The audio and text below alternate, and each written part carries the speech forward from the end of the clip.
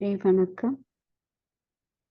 ஆதியெனும் பரம்பொருள் மெய் எழுச்சி பெற்று அணுவென்ற உயிராகி அணுக்கள் கூடி மோதி இணைந்து இயங்குகின்ற நிலைமைக்கேற்ப மூலகங்கள் பலவாகி அவை இணைந்து வேதித்த அண்ட கோடிகளாய் மற்றும் பிறப்பிறப்பிடை உணர்தல் இயக்கமாகி நீதி நெறிபுணர் மாந்தராகி வாழும் நிலையுணர்ந்து தொண்டாற்றி இன்பம் காண்போம். வாழும் நிலையுணர்ந்து தொண்டாற்றி இன்பம் காண்போம். குரு வணக்கம்.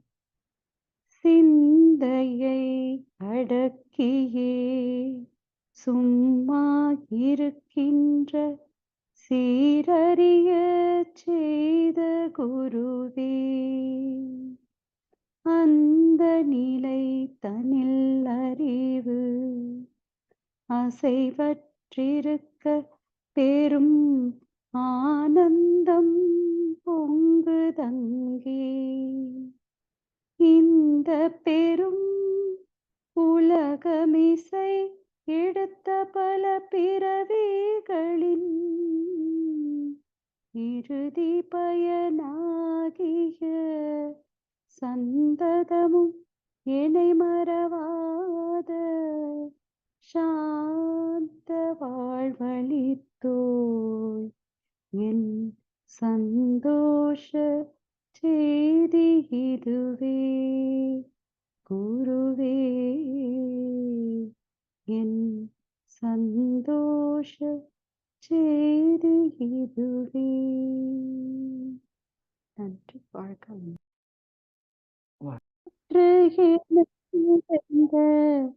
இறைவாய் எனும் போதிலே ஏற்படும் ஓர் இன்பமதை எவ்வாறு சொல்லுவேன்? நன்மை தரும் நவகோள்கள் நட்சத்திர கூட்டம் நானகத்தே காணுகின்றேன் நடனமாடும் காட்சியாய்.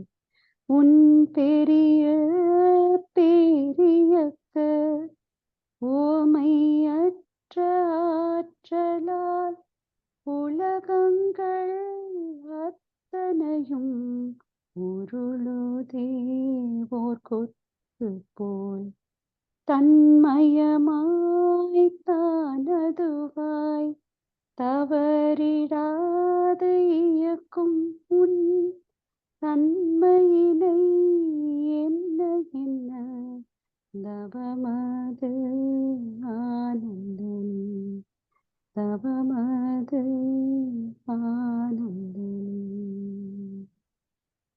நன்றி. வாழ்க வளமுடன். வாழ்க வளமுடன். வாழ்க வையகம். வாழ்க வளமுடன்.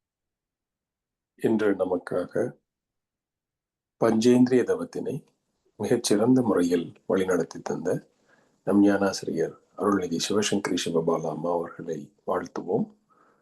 அருட்பேராற்றல் கருணையினால் அருள்நிதி சிவசங்கரி சிவபாலா அம்மா அவர்களும் அவரது அன்பு குடும்பத்தினரும் உடல் நலம், நீலாயுள், நிறை செல்வம், உயர்ப்புகழ், மெய்ஞானம் ஓங்கி வாழ்க வளமுடன். அம்மா அவர்களின் ஆன்மீக தொண்டு வாழ்க வளமுடன், வாழ்க வளமுடன், வாழ்க வளமுடன். நன்றிங்க அம்மா. நன்றிங்க. வாழ்க வாழ்க வையகம். வாழ்க வையகம். வாழ்க வளமுடன். ஐயா, நீங்க உங்களோட சிந்தனையை தொடருங்க ஐயா. வாழ்க வளமுடன். வாழ்க வளமுடன். வாழ்க வையகம், வாழ்க வையகம், வாழ்க வளமுடன். குரு வாழ்க, குருவே துணை. சான்ற பெருமக்களே, மனிதருள் வேறுபாடு கவியில் 16 காரணங்களுக்கான விளக்கங்களை தொடர் சிந்தனையாக பகிர்ந்து கொண்டிருக்கின்றோம். இன்றைய தினம் 15வது காரணமாகிய வழக்கம். ஒரு விவசாயி தை மாதத்தில் அறுவடை செய்த அரிசியை பொங்கல் வைத்து சூரியனுக்கும் கால்நடைக்கும் நன்றி செலுத்த பொங்கல் பண்டிகை, மாட்டுப் பொங்கல் பண்டிகை என்று கொண்டாடுகிறார்கள். அந்த விவசாயியின் மகன் படித்து முடித்து ஒரு அலுவலகத்திலே பணிபுரிகின்ற போது அதே பொங்கல் நாளன்று கடை வீதிக்கு சென்று எல்லா பொருட்களையும் வாங்கி வந்து வீட்டிலே பொங்கல் என்று கொண்டாடுகிறார். இந்த சடங்கை கொஞ்சம் நம்ம சிந்திக்கணும். வழக்கம் என்பது என்ன? தந்தையார் விவசாய தொழில் செய்தவர். அந்த தொழிலுக்கு ஆதாரமாகிய சூரியன், உதவியாக இருக்கின்ற கால்நடைகள், இவை இரண்டுக்கும் நன்றி செலுத்துவதற்காக பொங்கலும் மாட்டுப் பொங்கலும் செய்தது அர்த்தமுள்ள ஒரு வழிபாடு, சடங்கு முறை. ஆனால் இவர் அலுவலகத்திலே பணிபுரிபவர். இவருக்கு இவரை போல நாட்டிலே வாங்கி வந்து பொங்கல் கொண்டாடுகின்ற மக்கள் ஏராளம். இதை கேட்ட என்ன சொல்லுவாங்க? இது எங்களுடைய வழக்கம், நாங்கள் பரம்பரையா செய்து வருகிறோம் என்பார்கள். வழக்கம் என்பது வழங்கி வருவது என்பார். ஒவ்வொரு தலைமுறையாக வழங்கி வருவது வழக்கம். இந்த வழக்கத்திலே நன்மை தீமை என்ன என்று ஆராய்ந்து பார்க்கணும். எல்லோரும் ஒரே சமயத்தில் கடைவீதிக்கு போய் புதிய பானை, கரும்பு, அரிசி, வெல்லம் என்று வாங்குகின்ற போது வியாபாரிகள் அந்த சந்தர்ப்பத்தை பயன்படுத்தி விலையை கூட்டி வைத்து அதிக பணம் சேர்ப்பார்கள். செய்தாக வேண்டும் என்ற கட்டாயத்தில் அன்றைக்கு என்ன விளைவிருக்கிறதோ அந்த பணம் தந்து வாங்குவார்கள். பிறகு மாத கடைசியிலே வீட்டு செலவுக்கு பற்றாக்குறை ஏற்படுகின்ற போது தவிப்பும் கடனும் ஏற்படும். இப்போ இது தேவைதானா என்று சிந்திக்கின்ற போது இது தேவையில்லாத ஒரு சடங்கு. அப்ப மக்கள் என்ன செய்யணும்? விவசாயம் பார்க்காத, விவசாயி உற்பத்தி செய்த உணவை உண்டு வாழ்கின்ற மக்கள் என்ன செய்யணும்? நமக்கு விவசாயி தானே கடவுள். இப்ப உழவர் திருநாளை கொண்டாட வேண்டும். உழவர் திருநாளை அன்றைக்கு அவர்களுக்கு ஏதாவது ஒரு நன்மை செய்ய முடியுமா என்று வியாபாரிகளுக்கு சொத்து சேர்ப்பதை விட்டுவிட்டு விவசாயிகள் நலம் சார்ந்து ஒரு புதிய பண்பாட்டை உருவாக்கினார். இது அர்த்தமுள்ளதாக, பயனுள்ளதாக அமையும். ஏனென்றால் எந்த விவசாயியும் 40-50 வருடங்கள் நான் உழைத்தேன், மாடி வீடு கட்டியிருக்கிறேன், கார் வாங்கியிருக்கிறேன் என்று சரித்திரம் படைத்தது கிடையாது. ஆனால் அந்த அரிசி, காய்கறிகளை வாங்கி விற்கின்ற வியாபாரிகள் கொடுத்துத்தான் கிடக்கிறார்கள். எனவே வியாபாரிகளை மேலும் செல்வந்தராக்குவதற்கு பதிலாக விவசாயிகளை வாழ வைப்பதற்காக உழவர் திருநாள் அன்றைக்கு விவசாயிகளுக்கு ஏதாவது நன்மை செய்ய முடியுமா சிந்தித்து செய்தால் இது ஒரு புதிய வழக்கம் துவங்கட்டுமே, அர்த்தமுள்ளதாக. எனவே இதை சிந்தித்து சமுதாயத்திற்கு அறிமுகப்படுத்தக்கூடிய தகுதி வேணும் இல்லையா? ஒருவர் இந்த பொங்கல் திருவிழா கூட ஆண்டு புத்தாண்டு வந்து தை மாசம் என்று ஒரு பெரிய அறிவாளி ஒரு கருத்தை சொன்னார். அதை சொல்வதற்கு அவர் என்ன ஜோதிட நிபுணரா இல்லை தத்துவ ஞானியா? என்ன தகுதி உண்டு அதை சொல்வதற்கு? எனவே ஒரு சமுதாயத்தில் ஒரு புதிய பழக்கத்தை உருவாக்க வேண்டும் என்றால் ஏற்கனவே உள்ளதை குறை என்றோ தவறு என்றோ பொருத்தமற்றது என்றோ மாற்றி அமைக்க வேண்டும் என்றால் அதற்கு தகுதியானவர்களை பெரியோர், சான்றோர், ஆன்றோர் என்று சிறப்பித்திருக்கின்றார்கள் காலம் காலமாக. வல்லோ பெருந்தகையும் அதைத்தான் சொல்லுகின்றார். இந்த வழக்கத்தில் பின்பற்றுவதிலே பெரியாரை துணை கொள்ள வேண்டும், பெரியாரை துணை கோடல் என்கிறார். ஏனென்றால் இவர்கள்தான் இயற்கை விதிகளை, செயலு தத்துவத்தை, வாழ்க்கை நெறிமுறைகளை தெளிவாக அறிந்தவர்கள். இனி ஒரு மாற்றத்தை செய்யக்கூடிய தகுதி இவர்களுக்குத்தான் உண்டு. அப்படிப்பட்ட பெரியோரை மக்கள் பயன் கொள்ளவில்லை என்றால், பெரியாரை பேணாது ஒழுகின் பெரியாரால் பேராய் இடம்பை தரும் என்கிறார். அதாவது சில சமயங்களில் பொருள் ரீதியான நன்மைகளோ உழைப்பால் வரக்கூடிய பயனோ இல்லாமல் போனாலும் சான்றோரது அனுபவம் நிச்சயமாக துன்பம் நீங்க வழிகாட்டும். எனவே பெரியோரை மதித்து பயன் கொள்ளாமலும் அவரை அலட்சியப்படுத்தி விட்டுவிட்டால், அவர்கள் கூறுகின்ற அறத்தை புறம் தள்ளிவிட்டால் பல வகையிலும் துன்பம் வந்து சேர்ந்தது என்பதுதான் வரலாறு, இன்றைய அனுபவம். எனவே வள்ளுவர் தெளிவா சொல்கிறார், கடல் வேண்டின் கேளாது செய்க. கேட்டு நாசமா போகணுமா? நல்லவங்க சொல்றது கேட்காதப்பா. கெடல் வேண்டின் கேளாது செய்க, அடல் வேண்டின் ஆற்றுபவர்கண் இழுக்கு. வாழ்க்கையை சிறப்பாக அமைத்துக் கொள்ள வாழ்ந்து கண்ட அனுபவங்களை முன்வைத்து நமக்கு வழிகாட்டுகின்ற சான்றோர்களை பின்பற்ற வேண்டும். அவரது அறிவுரையை கேளாது அலட்சியப்படுத்தி தான் தோன்றித்தனமாக செயல்பட்டார். அறியாமை காரணமாக, அனுபவமின்மை காரணமாக பெரும்பாலும் தோல்விகளும் துக்கங்களுமே வந்து சேரும். எனவே ஒட்டுமொத்தமாக கெட்டழிந்து போக பெரியோரை அவமதித்து முடிந்தால் அவரை முடித்தும் வைக்கலாம்.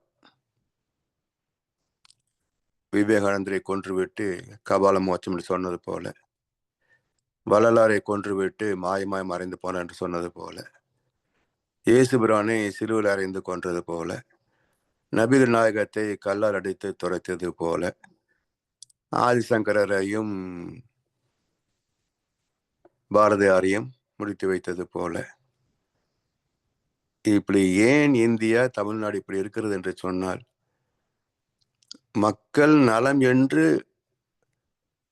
தங்களை அர்ப்பணித்துக் கொண்ட பெரியவர்களுக்கு, காமராஜர் வரைக்கும், இவர்கள் தந்த பரிசு அவமானமும் கொலையும் தான். அப்படி எப்படி சந்ததி சுகமாக வாழும்? இந்த இரத்த பழி எங்கள் மேலும் எங்கள் சந்ததி மேலும் விழுவதாக என்று பைபிள் சொல்லுச்சு. அது மாதிரி இரத்த பழி தொடர்ந்து கொண்டே இருக்கும். கூற்றத்தை கையால் விழித்தற்றால் ஆற்றுவார்க்கு ஆற்றாதார் இன்னா செயல். பெரியவர்களுக்கு துன்பம் செய்வது. ஓட்டு வீட்டில் இருந்து கேட்டு கீழே உட்கார்ந்து ரேஷன் அரிசி சாப்பிட்டுட்டு இருந்த ஒரு கர்ம வீரரை,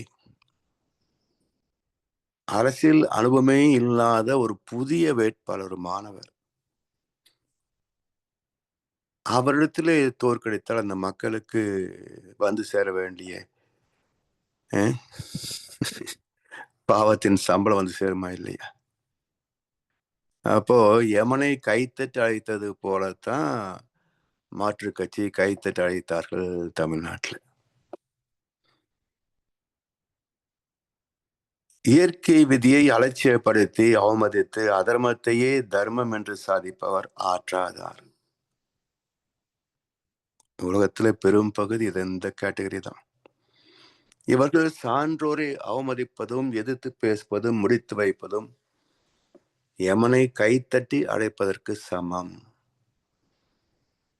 சான்றோருக்கு பதிலாக தீயோரை தலைமையில வைத்தால் இன்னும் துன்பங்களும் நட்டங்களும் பல மடங்கு பெருகி வரும்.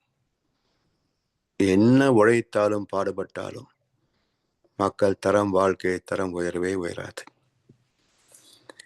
இறந்து அமைந்த சார்புடையர் ஆயினும் ஒய்யார் சிறந்தமைந்த சீரார் செறின்.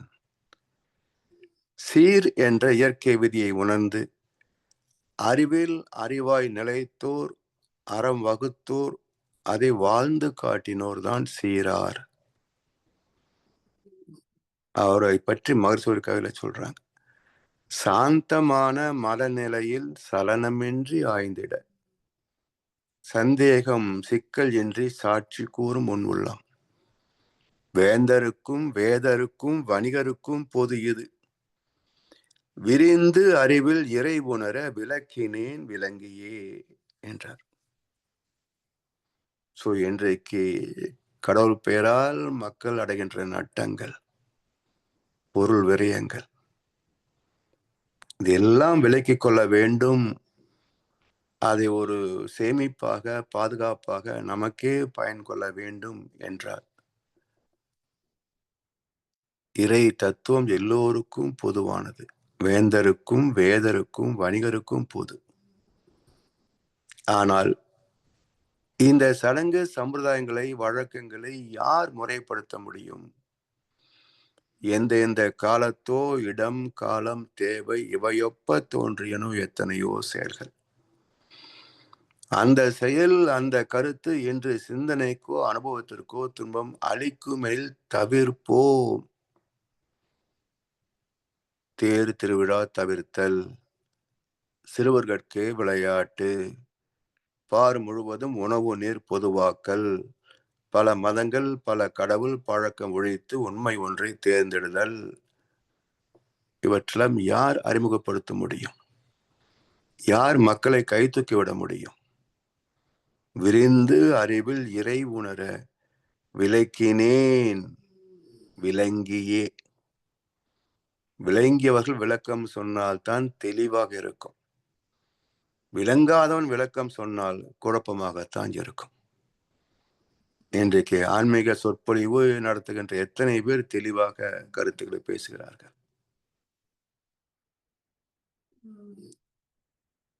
அப்ப இவர்களெல்லாம் மேடையேற்றுகின்ற மக்கள் பெறுகின்ற நன்மை என்ன? குழப்பத்தை தவிர. எனவே இதன் விளைவாக சமுதாயத்தில் சிக்கல்களும் மத கலவரங்களும் அதிகமாகும். பக்குவமடைந்த சான்றோர் பெருமக்கள் அடக்கத்தின் உறைவிடம்.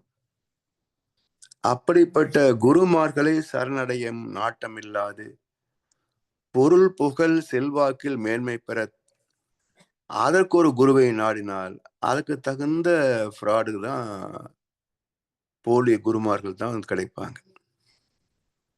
பிறகு பொருள் நாட்டம்,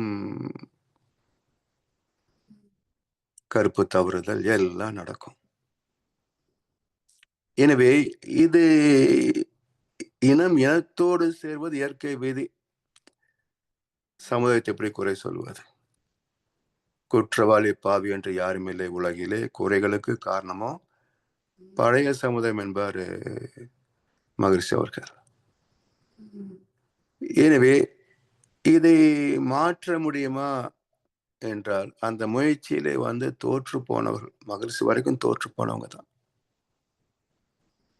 ஏதோ நம்மை போல் சிலர் தான் இதை மதித்து ஏற்றுக்கொண்டிருக்கின்றோம்.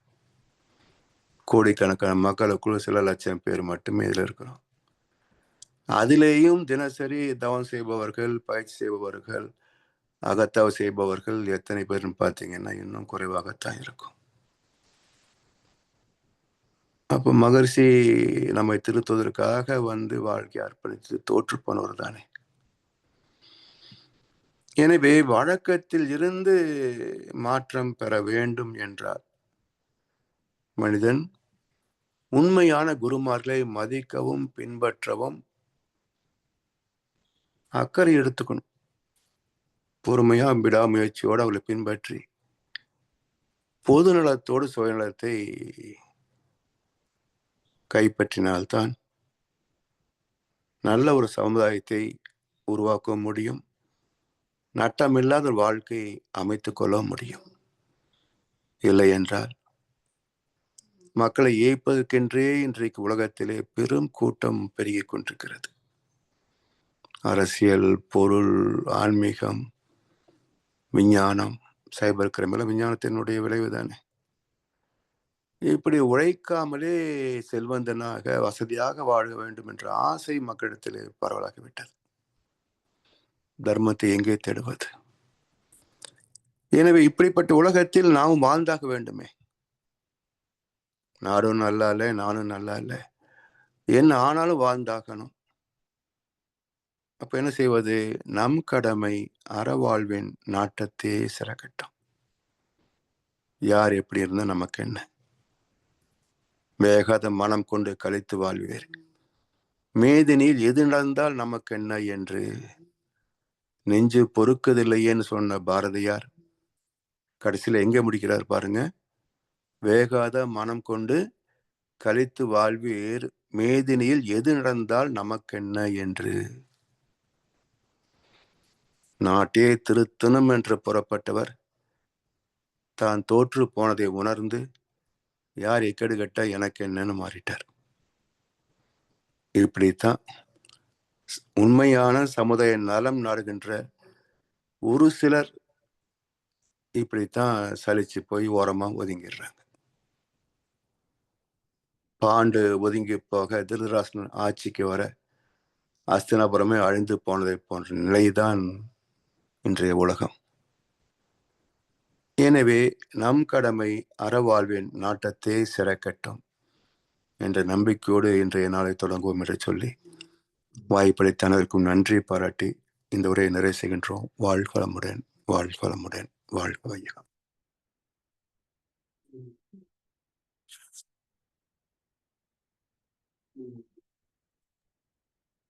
வாழ்க வையகம், வாழ்க வையகம், வாழ்க வளமுடன். நன்றிகள் ஐயா.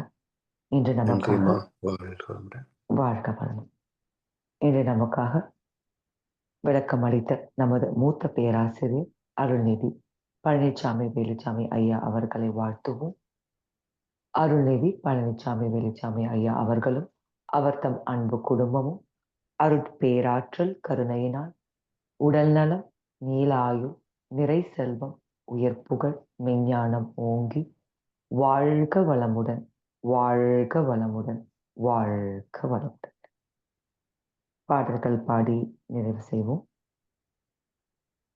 வேதாத்திரிய பாடல் பாட அருள்நிதி கார்த்திகேயன் ஐயா அவர்களை அன்புடன் அழைக்கின்றோம். உலக நல வாழ்த்து மற்றும் பிரம்மஞான கவி பாட அருள்நிதி சங்கரி செந்தில் அம்மா அவர்களை அன்புடன் அழைக்கின்றோம். வாழ்க வளம். வாழ்க வையகம், வாழ்க வையகம், வாழ்க வளம். வேதாத்திரிய பாடல். போரில்லா நல்லுலகம், பொருள் துறையில் சமநீதி, நேர்மையான நீதி முறை, நில உலகுக்கோராட்சி, சீர் செய்த பண்பாடு சிந்தனையோர் வழிவாழ்வு, சிறப்புணர்ந்த பெண்மதிப்பு, தெய்வ நீதி வழிவாழ்தல், தேர் திருவிழா தவிர்த்தல், சிறுவர்கட்கே விளையாட்டு, செயல் விளைவு உணர்கல்வி, சீர்காந்த நிலை விளக்கம், பார் முழுதும் உணவு நீர் பொதுவாக்கல், பல மதங்கள் பல கடவுள் பழக்கம் ஒழித்து உண்மை ஒன்றை தேர்ந்திடுதல். வாழ்க வளம். வாழ்க வளமுடன். பிரம்மஞான கவி. இறைவெளியே தன்னிருக்க சூழ்ந்தழுத்தும் ஆற்றல் இதன் திணிவு மழிப்பு விழ சுழலும் நுண்விண்ணாம் நிறைவெளியில் விண் சுழல நெருக்குகின்ற புரசல் நிலைவெளியில் எழுப்புகின்ற நேரலைகள் காந்தமாம் மறைப்பொருளாம் காந்தம் தன் மாத்திரைகள் ஐவகை மலைக்காதீர்வின் கூட்டம் மாபூதம் ஐந்துமாம் முறையாய காந்த அலை மனமாமுயிர்புடல்களில் மதிபுயர்ந்தி உண்மை பெற மாபிரம்ம ஞானமாம். உலக நல வாழ்த்து. உலகமெல்லாம் பருவமழை ஒத்தபடி பெய்யட்டும். உழவரெல்லாம் தானியத்தை உவப்புடனே பெருக்கட்டும். பல தொழில்கள் புரிகின்ற பாட்டாளி உயரட்டும். பகுத்துணர்வில் தொகுத்துணர்வு பண்பாட்டை உயர்த்தட்டும். கலகங்கள் போட்டி பகை கடந்து ஆட்சி நடக்கட்டும். கல்லாமை கடன் வறுமை களங்கங்கள் மறையட்டும். நலவாழ்வை அளிக்கும் மெய்ஞான ஒளி வீசட்டும். நம் கடமை அறவாழ்வின் நாட்டத்தே சிறக்கட்டும். வாழ்க வையகம், வாழ்க வையகம், வாழ்க வளமுடன். நன்றி. வாழ்க வளமுடன். நன்றி கிளம்பா. வாழ்க வளமுடன். இன்றைய தளத்தில் கலந்து கொண்ட அன்பர்கள், நற்சிந்தனை வழங்கிய ஞானாசிரியர்கள் மற்றும் பாடல்கள் பாடிய அன்பர்கள் அனைவரும் வாழ்க வளமுடன். அவர் தம் அன்பு குடும்பம், உடல் நலம், மனவளம், பொருள் வளம், அருள்தொண்டு, ஆன்மீக தொண்டு வாழ்க வளமுடன், வாழ்க வளமுடன், வாழ்க வளமுடன். இத்துடன் இன்றைய காலை தவ நிகழ்வு இறை அருளாலும் குரு அருளாலும் இனிதே நிறைவடைகின்றது. வாழ்க வையகம், வாழ்க வையகம், வாழ்க வளம்.